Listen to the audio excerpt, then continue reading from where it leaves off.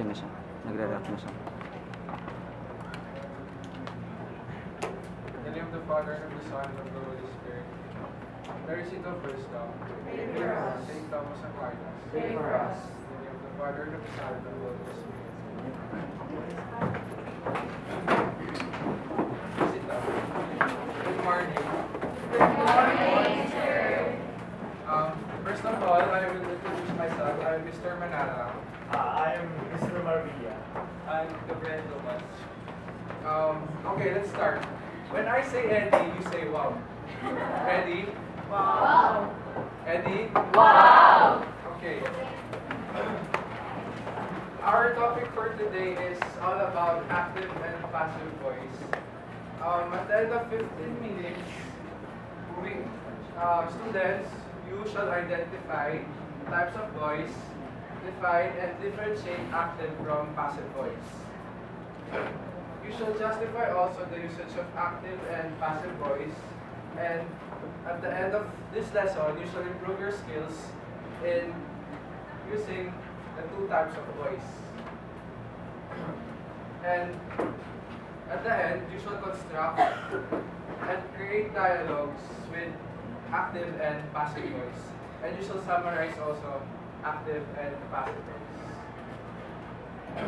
And in the end, we should answer the essential questions. How do you improve your knowledge about active and passive voice? And why do we need to study about active and passive voice?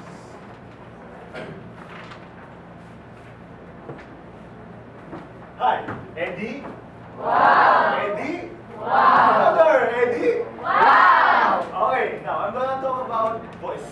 Now, what is voice? Voice is the part of grammar that talks about the relationship between the subject and the verb. Now, there are two kinds of voices. The active and the passive voice. Let's start with the active voice. Now, the active voice is when the subject is the one doing the action. It is the one that comes first in the sentence. Now, the next part of the active voice is the receiver. It is the one that receives the action or the verb. Now, we can know that it is in active voice when we follow the simple formula. Subject plus the verb plus the object equals the active voice. An example of this is right here. Jejomar stole the money. The subject, Jejomar, comes first in the sentence, then followed by the verb, stole, and then lastly followed by the object, which is the money. Now, the second sentence, Earl repaired the car. Can someone tell me? No, I haven't asked anything yet. Can someone tell me what is the subject of the sentence? Okay, Sandra. The subject in the sentence is Earl. Eddie. Wow. That's right. Eddie. Wow. Now, what is the verb? The verb in the sentence is prepared. That's right. Eddie. Wow. What is the object of the verb? I look the sentence. Where is my volunteer? The object of the sentence. The car. Okay, that's right as well. Very nice. Okay, now on to the passive voice. Now, the passive voice is when the receiver of the action is the subject of the main sentence. And the doer is now given the back seat and is turned at the back side of the sentence. It is now given less emphasis compared to the receiver.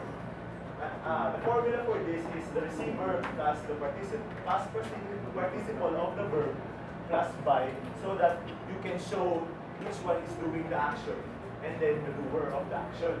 That is passive voice. And an example of this is the money was stolen by Jejomar. Now this is exactly the same as this one. I made it that way so that it will be easier for you to understand the changes between active and passive voice. Now, for the second example, it's like the first one as well. So I'm going to ask again, which one is the object of the sentence? Object of the sentence. Go, start. Part. Yeah, that's right. Eddie? Wow. Now, which one is the verb of the sentence? Okay. That's right, Eddie. Wow. What is the object of the sentence? That's right again. Okay, Eddie. Wow. Okay, that's all. Okay guys, it's my turn. Okay guys, are you okay? Yes. Are you feeling down? No. Let's go up. Okay, when I say Lord, you say Amen. Lord!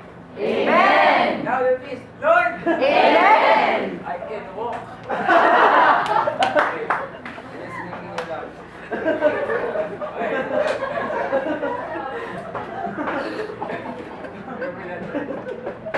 Okay, first we're gonna answer the essential questions. Okay, how do you improve your knowledge about active and passive voice? Anyone? People. We could improve our knowledge on active and passive voice by learning what is the difference of it and use it in our everyday life. Thank you, my good friend. Okay, second question. Why do we need to study about active and passive voice? Angel. I think we need to study the active and passive voice because it helps us when we want to emphasize the subject of a sentence, and it helps to know what active or passive voice emphasizes. Okay, thanks. So they both deserve an amen. Okay. Lord! Amen. Louder, please, guys. Lord! Amen. Thank you.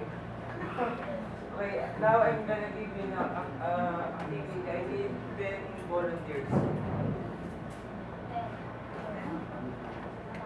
Maybe it will be good.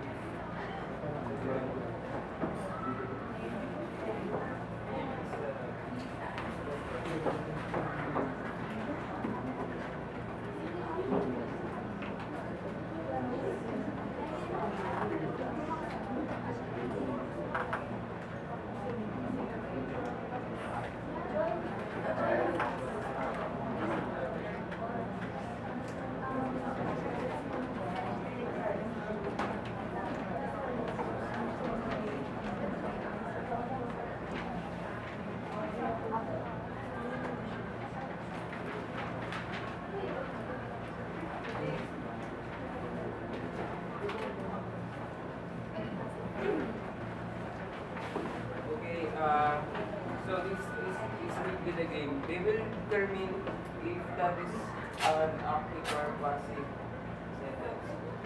Okay, maybe you first. I washed my car 3 weeks ago. Active. Okay, perfect. Okay, Lord? Amen. Okay. About Maya? I will introduce you to my boss this week. This is active. Correct. Okay, Lord? Amen. Nice one. Okay, Aryan. The movie is being made in Hollywood. Is this passive? Yes, you're correct. Okay, later. Daniel? The money was stolen. Passive. Correct. Leo? They're paying on prices. His hair was cut by a professional. Passive. Correct. The national anthem is being sung by Jason Easton. Passive. It would have been physically passive. Correct. Librarian read the book to the students. Active. Correct. I ate a piece of chocolate. Active. Correct. So they all deserve a round of applause.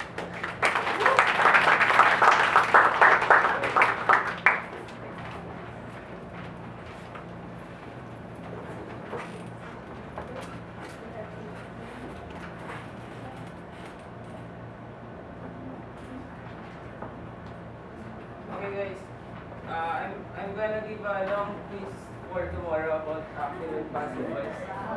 Yes. No choices. No choices. 10 choices per question. And I will give a beta on Monday. So wait. So Okay guys, let's pray.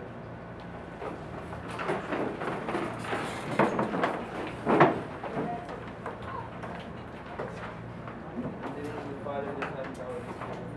Lord, we do not Father, to the Son, and to the Holy Spirit. As it was in the beginning, is now, and will be forever. Spare battery. Permission.